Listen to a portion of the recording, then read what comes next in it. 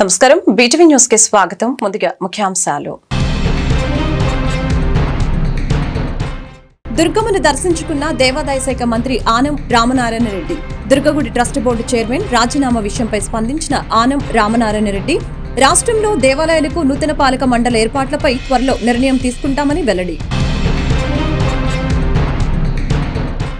విజయవాడ పాత బస్తీలో అగ్ని ప్రమాదం. ఒక్కసారిగా చెలరేగిన మంటలు, 10 గోడౌన్లలోని ప్లాస్టిక్ సామాగ్రి అగ్నికి ఆహుతి.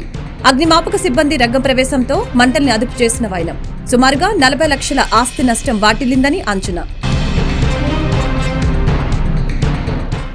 కూటమి ప్రభుత్వం మీద కొందరు వైసీపీ నాయకులు ఓర్వలేక సోషల్ మీడియాలో దుష్ప్రచారాలు చేస్తున్నారని 42వ డివిజన్ జనసేన అధ్యక్షురాలు తిరుపతి అనూష ఆగ్రహం. నెల రోజుల్లో కూటమి ప్రభుత్వం చేస్తున్న అభివృద్ధి సంక్షేమ కార్యక్రమాలకు రాష్ట్ర ప్రజలు హర్షం వ్యక్తం చేస్తున్నారని వ్యాఖ్య.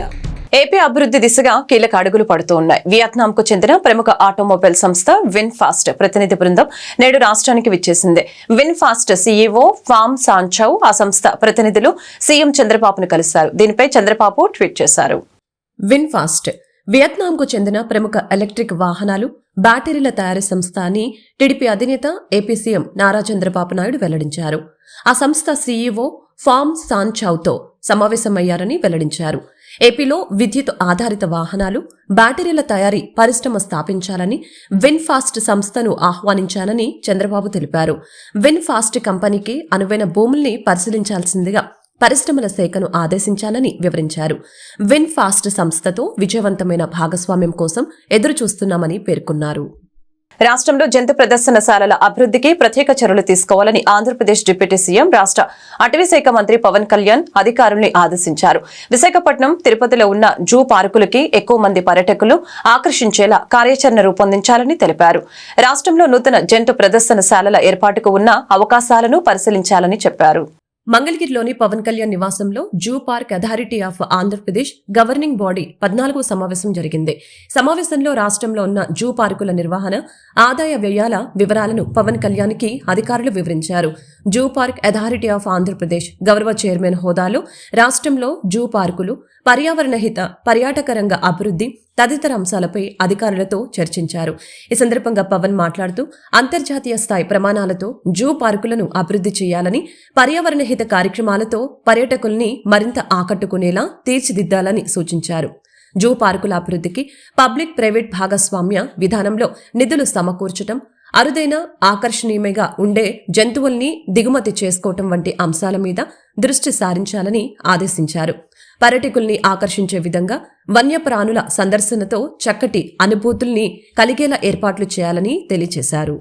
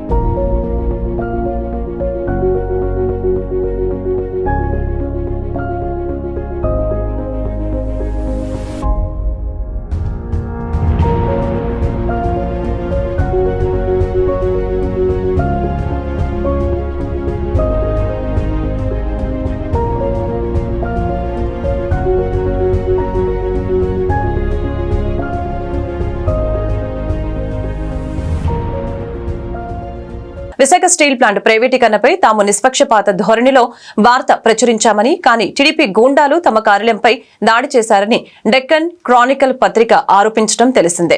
దీనిపై వైసీపీ అధ్యక్షులు జగన్ స్పందించారు. టీడీపీకి చెందిన వ్యక్తులు పిరికితనంతో డెక్కన్ క్రానికల్ కార్యాలయంపై చేసిన దాడిని తీవ్రంగా ఖండిస్తున్నట్లు తెలిపారు. గుడ్డిగా టీడీపీకి వత్తాసు పలకకుండా నిష్పక్షపాతంతో పనిచేసే మీడియాను అణచివేసేందుకు జరిగిన మరొక ప్రయత్నమే ఈ దాడి అని జగన్ అభివర్ణించారు. కొత్త ప్రభుత్వ హయాంలో ఏపీలో ప్రజాస్వామ్యం పదే పదే ఉల్లంఘనకు గురవుతుందని, ఏపీ ముఖ్యమంత్రి దీనికి ఖచ్చితంగా బాధ్యత వహించాల్సి ఉంటుందని జగన్ పేర్కొన్నారు. విశాఖ స్టీల్ ప్లాంటుపై ఏపీ ప్రభుత్వం యూటర్న్ తీసుకుంటుందంటూ డెక్కన్ క్రానికల్ పత్రికలో వచ్చిన కథనంపై తీవ్ర దుమారం రేగుతోంది. దీనిపై ఏపీ మంత్రి నారా లోకేష్ స్పందించారు. డెక్కన్ క్రానికల్ పత్రికలో వచ్చిన కథనాన్ని తాము ప్రతి ఒక్కరి దృష్టికి తీసుకువెళ్తామని భావిస్తున్నామని తెలిపారు. అలజడి సృష్టించడానికి, విశాఖపట్నం బ్రాండ్ ఇమేజ్ ని నాశనం చేయడానికి వైసీపీ ప్రోద్బలంతో ప్రచురించిన స్వచ్ఛమైన పెయిడ్ కల్పిత కథనమని లోకేష్ వివరించారు. విశాఖ స్టీల్ ప్లాంట్ కు పూర్వ వైభవం అందిస్తామని ఎన్డీఏ కూటమి ఇచ్చిన హామీలో మడమ తిప్పటం అనేది లేదని స్పష్టం చేశారు. విశాఖ స్టీల్ ప్లాంట్ విషయంలో మేం మాటిచ్చాం, నిలబెట్టుకుంటామని ఉద్ఘాటించారు. మన రాష్ట్రం నాశనం అవ్వాలని కోరుకుంటున్న బ్లూ మీడియా సృష్టించిన ఈ ఫేక్ న్యూస్ ను నమ్మవద్దని ఏపీ ప్రజలను కోరుతున్నానని తెలిపారు. వైజాగ్ లో డెక్కన్ క్రానికల్ కార్యాలయం డిస్ప్లే బోర్డుపై జరిగిన దాడిని తాము తీవ్రంగా ఖండిస్తున్నామని లోకేష్ వెల్లడించారు. టీడీపీ నేతలు, కార్యకర్తలు సంయమనం పాటించాలని కోరుతున్నానని తెలిపారు. నిరాధార పక్షపాత ధోరణితో కథనాలు ప్రచురించే బ్లూ మీడియా సంస్థలపై తాము న్యాయపరమైన చర్యలు తీసుకుంటామని హెచ్చరించారు. మాచర్ల మాజీ ఎమ్మెల్యే పిన్నెల్లి రామకృష్ణారెడ్డి బెయిల్ పిటిషన్లపై తీర్పు ఈ నెల 18కి వాయిదా పడింది. పిన్నెల్లి పిటిషన్లపై గుంటూరు కోర్టు విచారణ చేపట్టింది. రాష్ట్ర ప్రభుత్వం తరపున పీపీ అశ్విని కుమార్ వాదనలు వినిపించారు. పిన్నెల్లికి నేర చరిత్ర ఉందని, ఈ కేసులో ఇంకా కొందరిని అరెస్టు చేయవలసి ఉందని అశ్విని కుమార్ తెలిపారు. మాచర్ల మాజీ ఎమ్మెల్యే పిన్నెల్లి రామకృష్ణారెడ్డిని ఇటీవల పోలీసులు అరెస్టు చేయడం తెలిసిందే. ఎన్నికల సమయంలో పాల్వాయి గేట్ పోలింగ్ కేంద్రంలో టీడీపీ ఏజెంటు నంబూరి శేషగిరిరావుపై దాడి, సీఐ నారాయణ స్వామిపై దాడి కేసుల్లో పోలీసులు పిన్నెల్లిని అదుపులోకి తీసుకున్నారు. పిన్నెల్లి ప్రస్తుతం నెల్లూరు జైల్లో రిమాండ్ ఖైదీగా ఉన్నారు. ఈ 2 కేసుల్లో బెయిల్ కోసం పిన్నెల్లి తీవ్రంగా ప్రయత్నిస్తున్నారు. మాచర్ల కోర్టు తన బెయిల్ పిటిషన్ని తిరస్కరించడంతో ఆయన గుంటూరు 4వ అదనపు జిల్లా సెషన్స్ కోర్టును ఆశ్రయించారు. పిన్నెల్లి పిటిషన్లపై గుంటూరు కోర్టు విచారణ చేపట్టింది. ఈ 2 కేసుల్లో పోలీసు విచారణ జరుగుతున్నందున తీర్పును ఈ నెల 18కి వాయిదా వేస్తున్నట్లు న్యాయస్థానం తెలిపింది. పిన్నెల్లి బెయిల్ పిటిషన్లపై విచారణ సందర్భంగా గుంటూరు కోర్టులో వాదనలు జరిగాయి. రాష్ట్ర ప్రభుత్వం తరపున పీపీ అశ్విని కుమార్ వాదనలు వినిపించారు. పిన్నెల్లికి నేర చరిత్ర ఉందని, ఈ కేసులో ఇంకా కొందరిని అరెస్టు చేయాల్సి ఉందని అశ్విని కుమార్ తెలిపారు. ఎమ్మెల్యే పిన్నెల్లి రామకృష్ణారెడ్డి బెయిల్ పిటిషన్లపై తీర్పు 18కి వాయిదా పడింది. పల్నాడు జిల్లా రెంటచింతల మండలం పాల్వాయి గేట్ పోలింగ్ కేంద్రం దగ్గర టీడీపీ ఏజెంట్ నంటూరి శేషగిరిరావుపై దాడి, కారంపూడి సీఐ నారాయణ స్వామిపై దాడి కేసులో పిన్నెల్లి అరెస్ట్ అయ్యారు. ఇక దీని మీద మరింత సమాచారం మా గుంటూరు ప్రతినిధి పవన్ అందిస్తారు. పవన్, చెప్పండి, అప్డేట్స్ ఏంటి? Good morning Sahana. పల్నాడు జిల్లా మాచర్ల వైసీపీ నేత మాజీ ఎమ్మెల్యే పిన్నెల్లి రామకృష్ణారెడ్డికి సంబంధించి కూడా నిన్న మా గుంటూరులో ఉన్నటువంటి సివిల్ అదనపు సెక్షన్స్ కోర్టులో అయితే మాత్రం ఒక పిటిషన్ దాఖలైంది.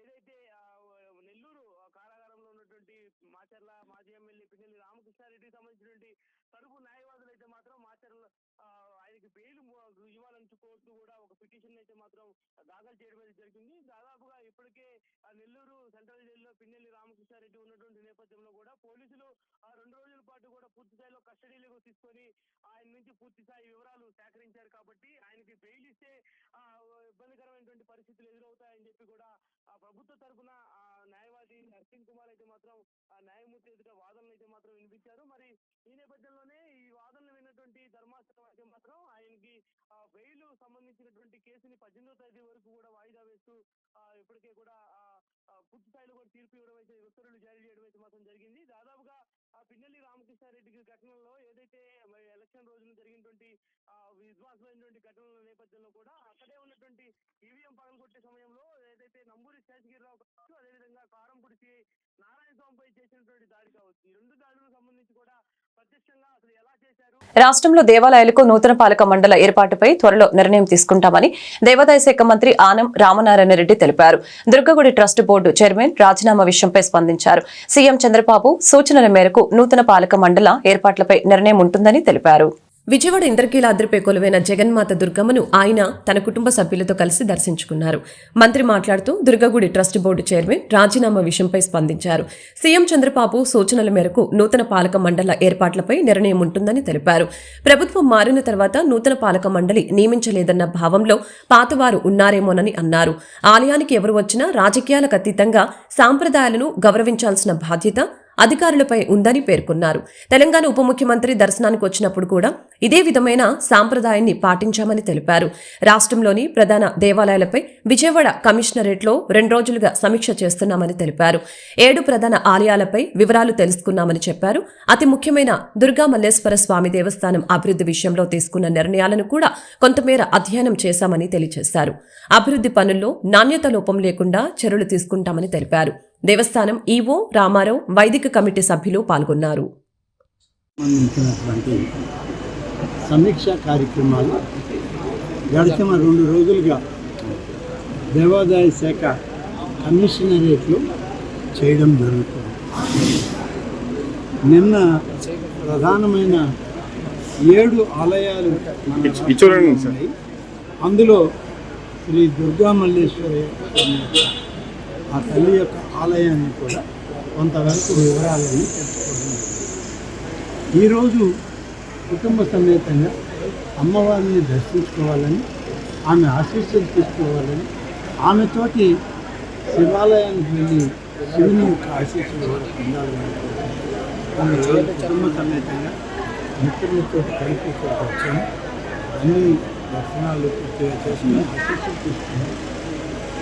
జరిగేటువంటి అభివృద్ధి పనుల పట్ల కూడా కొంతమేరకు ఈవో గారు, అలాగే ఇంజనీర్లు, అర్చక స్వాములు అందరూ దాని గురించి వివరించడం జరిగింది. కొన్ని పనులు జరుగుతూ ఉన్నాయి, ఇంకా కొన్ని మొదలు పెట్టాల్సినవి కూడా ఉన్నాయి. ఈ జరిగేటువంటి పనులు నాణ్యతతో ఉండాలనేటువంటి దానిలో ఎక్కడ కూడా మనం రాజీ పడకూడదని చెప్పి అధికారులకు కూడా సూచించడం జరిగింది.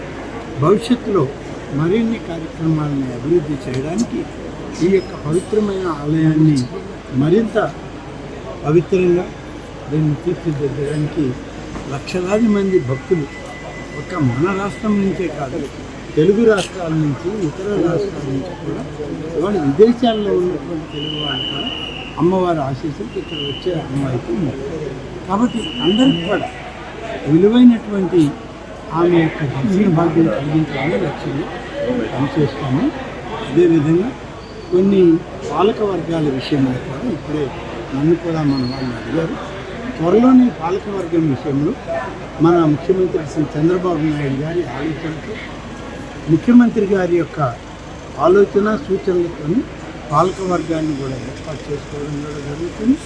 ఇంకా ఏమైనా అభివృద్ధి కార్యక్రమాలు, మరీ ముఖ్యంగా ఈ ఆలయానికి సంబంధించినటువంటి అభివృద్ధి కానీ, గతంలో ముఖ్యమంత్రిగా ఉన్నప్పుడు చంద్రబాబు నాయుడు గారు అనేక సూచనలు చేశారు, అనేక మంజూరులు కూడా ఇచ్చి పనులు కూడా మొదలుపెట్టారు.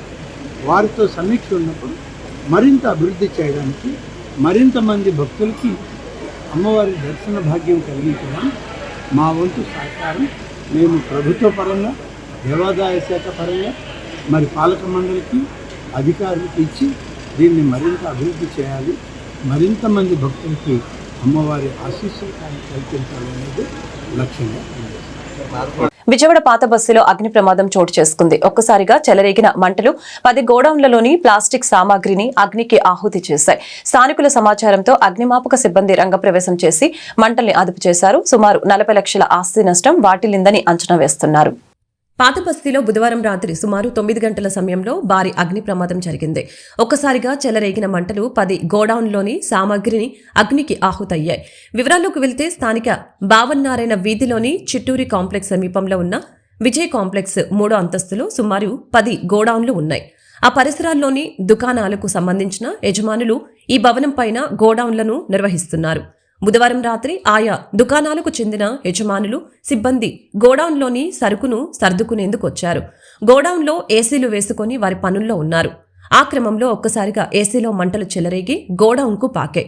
అన్ని గోడౌన్లలో ప్లాస్టిక్ గిఫ్ట్ ఆర్టికల్స్, చిన్నారులు ఆడుకునే బొమ్మలు, గోడ గడియారాలు వంటి సామాగ్రి అధికంగా ఉన్నాయి. ప్లాస్టిక్ కావటంతో మంటలు వేగంగా పాకాయి. గోడౌన్లోని సిబ్బంది ఒక్కసారిగా అరుపులతో బయటకొచ్చి మిగిలిన యజమానుల్ని అప్రమత్తం చేశారు. దాంతో పోలీసులకు వారి నుంచి అగ్నిమాపక శాఖకు సమాచారం అంది ఆయా ప్రభుత్వ శాఖలకు చెందిన సిబ్బంది అక్కడకు చేరుకున్నారు. 3 ఫైర్ ఇంజన్లు, అగ్నిమాపక శాఖ సిబ్బంది అక్కడకు చేరుకొని మంటల్ని అదుపు చేశారు.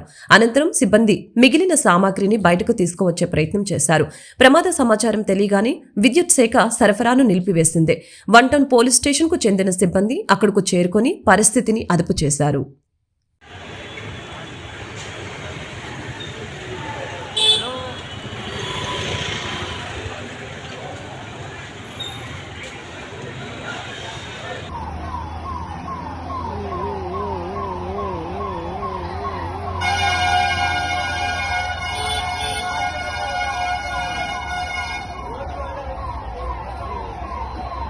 కూటమి ఎన్నికల్లో ఇచ్చిన వాగ్దానాలను అమలు చేస్తున్న తరుణంలో కొందరు వైసీపీ నాయకులు ఓర్వలేక సోషల్ మీడియాలో దుష్ప్రచారాలు చేస్తున్నారని 42వ డివిజన్ జనసేన అధ్యక్షురాలు తిరుపతి అనూష స్పష్టం చేశారు.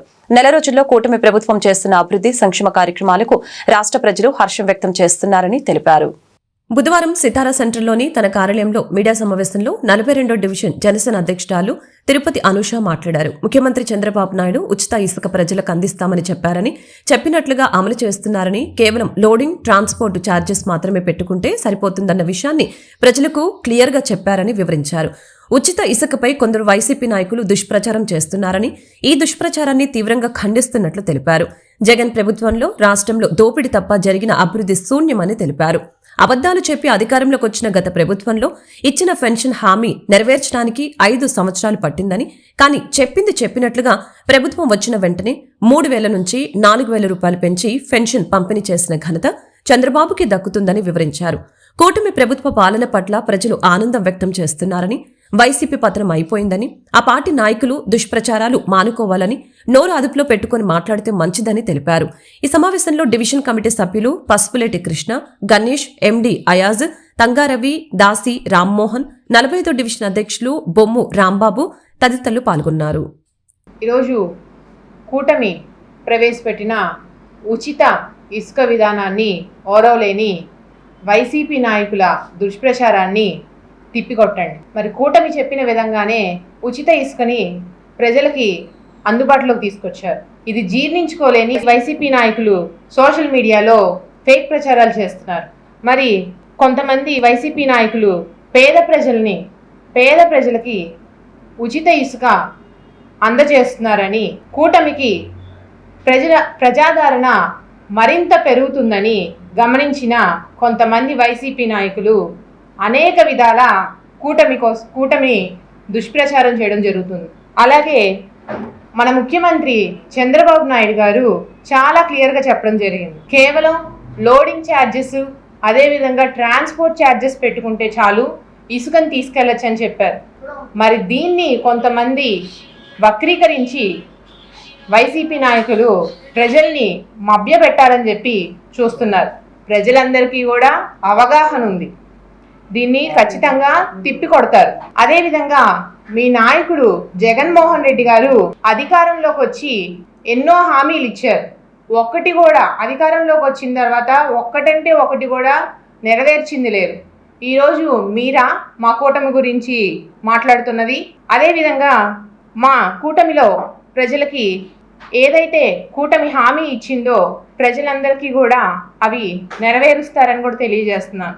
గత ప్రభుత్వంలో మీరు పెన్షన్ 2,000 నుంచి 3,000 పెంచడానికి మీకు పట్టిన సమయం 5 సంవత్సరాలు. మరి మా కూటమి ప్రభుత్వం వచ్చిన నెలలోనే, ఒకే ఒక నెలలోనే మరి కూటమి చెప్పిన విధంగా 3,000 నుంచి 4,000 పెన్షన్ పెంచి ఈ రోజున ప్రజలందరికీ, లబ్ధిదారులందరికీ కూడా అందించడం జరిగింది. సమాజ హితం కోరే కార్యక్రమాలను చేయడంలో అపోప ముందంజలో ఉంటుందని వక్తలు పేర్కొన్నారు. మహిళలు అన్ని రంగాలలో ముందంజలో ఉండే విధంగా చర్యలు తీసుకుంటూ మరొక వైపు సామాజిక సేవా కార్యక్రమాలను చేయడం కేవలం అపోపకే అరుదైన గౌరవం లభించిందని తెలిపారు. బందర్ రోడ్డు A+ హాల్లో అపోప కృష్ణా జిల్లా విభాగం ఆధ్వర్యంలో హంగామా కార్యక్రమం నిర్వహించారు. ఈ సందర్భంగా చైర్మన్ ఏ నిర్మల మాట్లాడారు.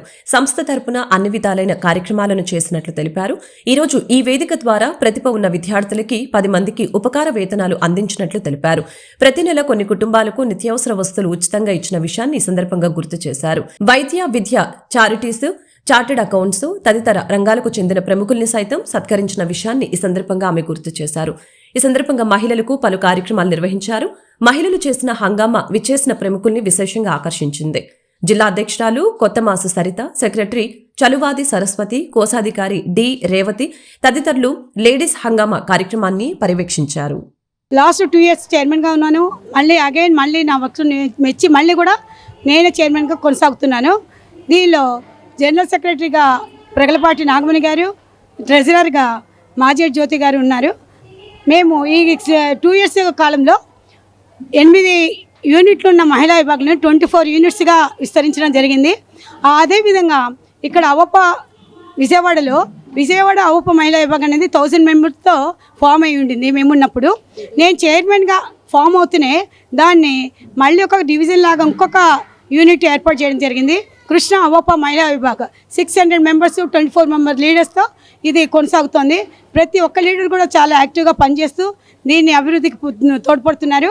దీన్ని కృష్ణా మహిళా విభాగం ప్రెసిడెంట్ కొత్తమాసు సరిత గారు, సరస్వతి గారు సెక్రటరీ, ట్రెజరర్ రేవతి గారు ఉన్నారండి. వీళ్ళు ముగ్గురు యూనిటీగా ఉండి వాళ్ళ ఆధ్వర్యంలో ఈరోజు మనకు A+ కన్వెన్షన్లో మహిళా ఈవెంట్ అంటే entertainment programme and charity programmes చేయడం జరుగుతుందండి. ఉదయం 10 నుండి సాయంత్రం 4 వరకు జరుగుతుంది.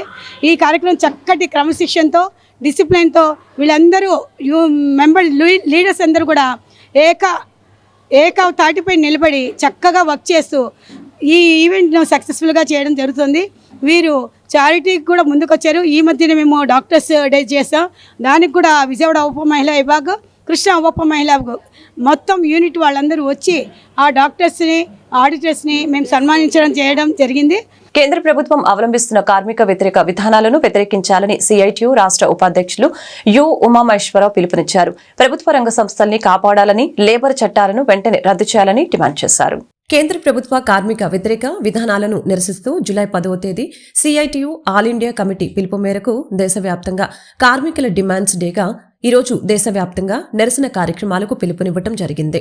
ఈ సందర్భంగా ఈరోజు సిఐటియు సెంట్రల్ సిటీ కమిటీ ఆధ్వర్యంలో విజయవాడ లెనిన్ సెంటర్లో పెద్ద ఎత్తున కార్మికుల డిమాండ్స్పై ఆందోళన కార్యక్రమాన్ని నిర్వహించడం జరిగింది. ఈ సందర్భంగా సిఐటియు రాష్ట్ర ఉపాధ్యక్షులు యు ఉమామహేశ్వరరావు మాట్లాడారు. దేశవ్యాప్తంగా కార్మికులు అనేక సమస్యలతో తీవ్ర ఇబ్బందులు పడుతున్నారని, కార్మికులకు అండగా ఉండే కార్మిక చట్టాలను యాజమాన్యులకు అనుకూలంగా కేంద్రంలో బీజేపీ ప్రభుత్వం 4 లేబర్ కోడ్స్ ని తీసుకుని రావటం దుర్మార్గమని తెలిపారు. కార్పొరేట్ కంపెనీలకు కేంద్రంలో బీజేపీ ప్రభుత్వం అండగా నిలుస్తుందని, తద్వారా కార్మికులకు తీవ్ర నష్టం వాటిల్లుతుందని ఆయన ఆవేదన వ్యక్తం చేశారు. కనీస వేతనం కూడా కార్మికులకు ఇచ్చే పరిస్థితిలో కేంద్ర ప్రభుత్వం ఆలోచన చేయకపోవటం ఏంటని మండిపడ్డారు. మరొక వైపు కార్పొరేషన్ కంపెనీలకు పెద్దెత్తున రాయితీలు, భూములు, ప్రభుత్వ రంగ సంస్థలు, ప్రభుత్వ స్థలాలు కేటాయించడం కార్పొరేట్ కంపెనీలకు దాసోహం అవటమే దీనర్థమని ఆయన ఆవేదన వ్యక్తం చేశారు. కేంద్రంలోనూ రాష్ట్రంలోనూ కార్మికులు వాళ్ళ సమస్యల మీద ఆందోళన చేస్తూ ఉంటే ప్రభుత్వాలు పోలీసులను పెట్టి అణచివేస్తుందని ఆగ్రహం వ్యక్తం చేశారు. ఈరోజు దేశవ్యాప్తంగా కూడా సిఐటియు కేంద్ర రాష్ట్ర ప్రభుత్వాలు కార్మిక ఉద్యోగస్తులకి చేయాల్సినటువంటి సమస్యల మీద డిమాండ్స్ డే నిర్వహిస్తుంది. అన్ని మండల కేంద్రాల్లో, జిల్లా కేంద్రాల్లో పెద్ద ఎత్తున లక్షలాది మంది కార్మికులు ఈ ఆందోళనలో పాల్గొంటున్నారు. మోడీ 3 అధికారంలోకి వచ్చిన తర్వాత గతంలో లాగా వాళ్ళకి మెజారిటీ సింగిల్గా రాలా. 93 సీట్లు అనేటటువంటి బీజేపీ కోల్పోయి ఈరోజు ఇతరుల మీద ఆధారపడాల్సినటువంటి పరిస్థితులు ఏర్పడింది. మేము ఈరోజు ఒకటే విషయం చెప్పదలిచాం. అయ్యా, మీరు ప్రజలు ఇచ్చినటువంటి తీర్పు యొక్క అనుభవాల్ని మీరు పరిగణలోకి తీసుకున్నట్లేరు. కార్పొరేట్లకు వ్యతిరేకంగా ఉద్యోగ కార్మికులకి అనుకూలమైనటువంటి పద్ధతిలో వాళ్ళంతా కూడా వాళ్ళు ఈరోజు మిమ్మల్ని గద్దెదించారు. రైతులు మిమ్మల్ని ఆ రకమైనటువంటి తీర్పు ఇచ్చారు. కానీ అయినా కానీ మీరు మాకు కార్పొరేట్లే ప్రధానం అని అనుకుంటున్నారు. దాని పర్యవసానమే ఈరోజు ఉక్కు ఫ్యాక్టరీలకు సంబంధించిన అన్నిటినీ కూడా మేము ప్రైవేటీకరిస్తామని చెప్తున్నారు. విశాఖ ఉక్కు మీద 1400 రోజుల నుంచి రాష్ట్రంలో ఆందోళన జరుగుతుంది. ఆనాడు తెలుగుదేశం జనసేన పార్టీలతో సహా రాష్ట్రం నిర్వహించినటువంటి బంద్లో వాళ్ళు పాల్గొన్నారు. ఈ నెల 12న ఇస్కాన్ ఆధ్వర్యంలో నిర్వహించనున్న జగన్నాథ రథయాత్రకు అన్ని ఏర్పాట్లు పూర్తి చేసినట్లు ఇస్కాన్ విజయవాడ మందిర అధ్యక్షులు చక్రధర్ దాస్ చెప్పారు. శుక్రవారం మధ్యాహ్నం 1 గంటకు MG road the address mall వద్ద రథ పూజ నిర్వహిస్తారు. అనంతరం దేశ విదేశాల కళాకారులు, సాంస్కృతిక నృత్యాలు, సంకీర్తనలతో వేలాది మంది భక్తుల సమూహంతో మధ్యాహ్నం 3 గంటల నుంచి యాత్ర ప్రారంభమవుతుందని చెప్పారు. రథయాత్రను పురస్కరించుకొని స్క్రూ బ్రిడ్జి సమీపంలోని జగన్నాథ మందిరంలో విలేకరుల సమావేశాన్ని ఏర్పాటు చేసి వివరాలు వెల్లడించారు. శుక్రవారం మధ్యాహ్నం 1 గంటకు MG road the address mall వద్ద రథ పూజ నిర్వహిస్తారు. అనంతరం దేశ విదేశ కళాకారుల, సాంస్కృతిక నృత్యాలు, సంకీర్తనలతో వేలాది మంది భక్తుల సమూహంతో మధ్యాహ్నం 3 గంటల నుంచి యాత్ర ప్రారంభమవుతుంది. Bhim jewellers, PVP mall, Siddhartha public school, polyclinic road, Gayatri Nagar, Guru Nanak colony, ఫ్రైనమ్ రోడ్డు, ఆర్టీసీ కాలనీ, పంటకాలువ రోడ్డు, కృష్ణవేణి రోడ్డు మీదుగా సుమారు 8 కిలోమీటర్లు సంచరించి స్క్రూ బ్రిడ్జి సమీపంలోని ఇస్కాన్ మందిరానికి యాత్ర చేరుకుంటుంది. పలువురు ప్రజాప్రతినిధులు హాజరు కానున్న ఈ యాత్రను దక్షిణ భారతదేశంలోని అతిపెద్ద జగన్నాథ రథయాత్రగా వైభవంగా నిర్వహించేందుకు ఏర్పాట్లు చేశామని తెలిపారు. గుండిచా మందిరంలో నిర్వహించే వేడుకల తరహాలో 12, 13, 14 తేదీల్లో 3 రోజుల పాటు రథయాత్ర మేళాను పెద్దెత్తున నిర్వహిస్తున్నట్లు చెప్పారు.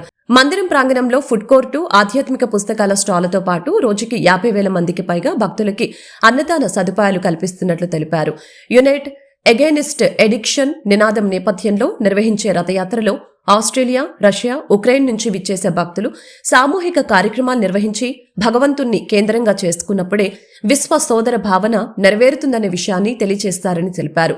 సమావేశంలో శ్యామసుందర అచ్యుతదాసు, వేణుదారి కృష్ణదాసు, బలరాం గోవిందదాసు, పతిత పావన్ ప్రభు తదితరులు పాల్గొన్నారు.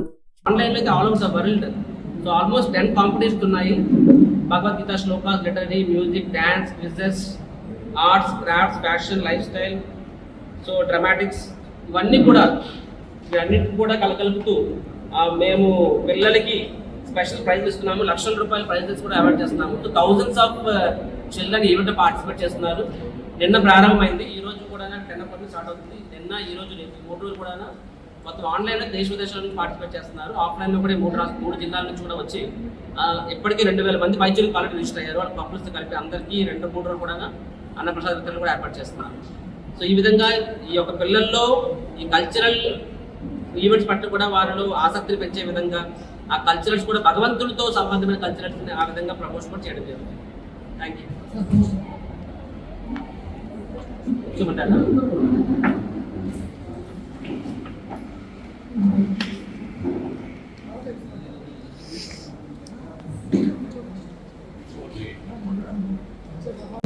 అనుకోండి పీవీపీ సందులో నుంచి వెళ్తూ సిద్ధార్థ పబ్లిక్ స్కూల్, తర్వాత లలిత జ్యువెలర్స్ ఆ రోడ్డు మీద పిన్నంనేని పాలిక్లినిక్ రోడ్డు మీద అటు నుంచి ఫర్దర్గా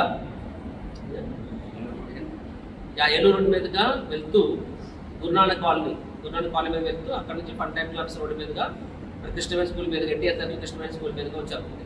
సుమారు రథయాత్ర 8 కిలోమీటర్లు అనమాట. సో ఇన్ జనరల్గా ఇండియాలో కూడా రథయాత్ర ఇంత లాంగ్ ఉండదు, 4, 5, 6 అలా ఉంటుంది. బట్ 8 కిలోమీటర్స్ లెంత్ ప్రొసెషన్ అంటే జగన్నాథ స్వామి వారి యొక్క దర్శన భాగ్యము మరి స్వామివారి రథాన్ని అందరూ లాగేలాగా అవకాశం కల్పించడం కోసము చేస్తుంది.